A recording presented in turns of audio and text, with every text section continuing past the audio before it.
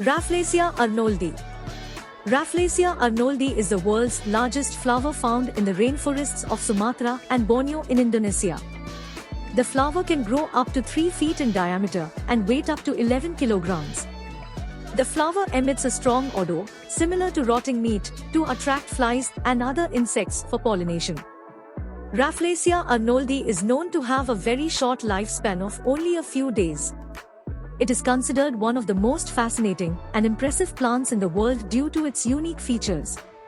The name Rafflesia comes from Sir Stamford Raffles, who discovered the plant in the early 19th century.